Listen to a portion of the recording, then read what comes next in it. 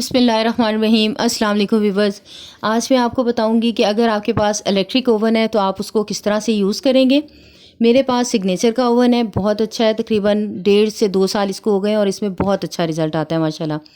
अच्छा, इसके ऊपर सबसे पहले एक आपको ये बटन नज़र आएगा जिसके ऊपर 4 ऑप्शन है। सबसे पहले एक खाली है, उसका कोई ऑप्शन उस पर कुछ नहीं लिखा हुआ, ये वाला बिल्कुल खाली ऑप्शन है।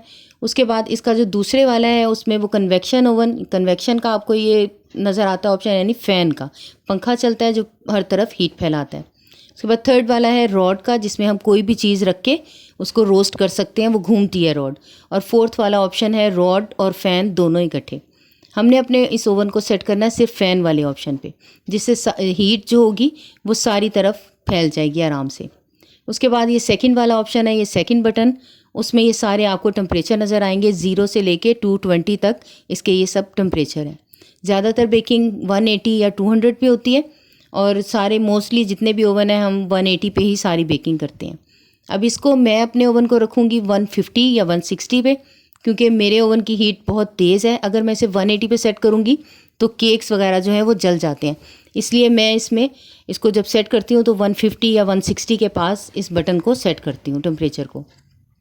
उसके बाद थर्ड वाला बटन है जिसमें ये बर्नर के बारे में सारा लिखा हुआ है। ये देखें, ये सब एक सबसे ऊपर लाइन है यानी ग्रिल चलती है।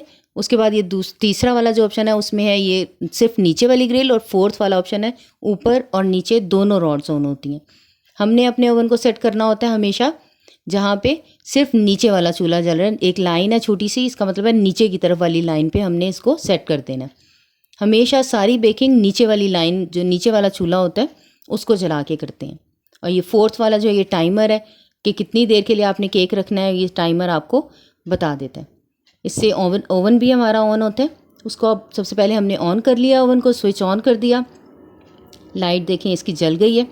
अब मैं इसमें बताऊंगी आपको कि ग्रिल जो है या बेकिंग जो है आपने किस तरफ किस जाली पे रख के आपने उसको बेक करना है। इसके अंदर एक इस तरह की जाली मिलती है ग्रिल, इसको ना ही आपने बिल्कुल नीचे वाले रॉड के पास रखना है, इस तरह रखेंगे तो आपकी जो केक या जो भी चीज़ है वो जल जाएगी, और ना ही उसको बिल्कुल ऊपर की तरफ रखना है।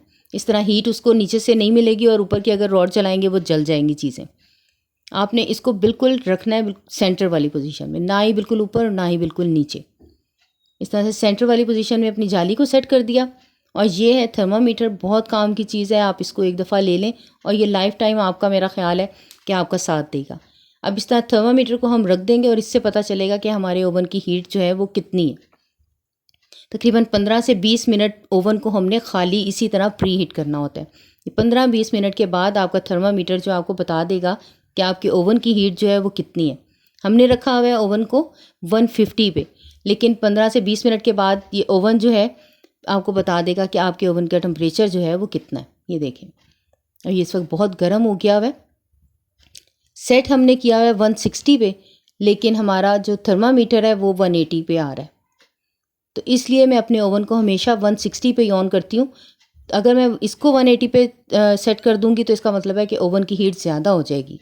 तो इसलिए थर्मामीटर का ये फ़ायदा होता है कि आपको पता चल जाता है कि आपके ओवन की हीट जो है वो कितनी देर में कहाँ तक ज़्यादा हो रही है।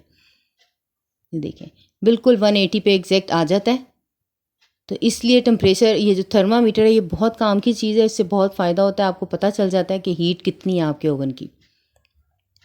बस इस तरह से मैंने ये केक्स और इसमें बेक करने थे, 2 फैटलेस स्पंज हैं नॉर्मल, इसको रखा है 20 मिनट लाजमी आपने प्री हीट करना होता है। 18 से 20 मिनट ओवन को खाली गर्म करना, उसके बाद आपने इसमें केक्स रखने हैं। टेम्परेचर 180 डिग्रीज़ होना चाहिए। थर्मामीटर इसीलिए रखते हैं ताकि आपको सारा शो होता रहे कि कितनी उसकी हीट है।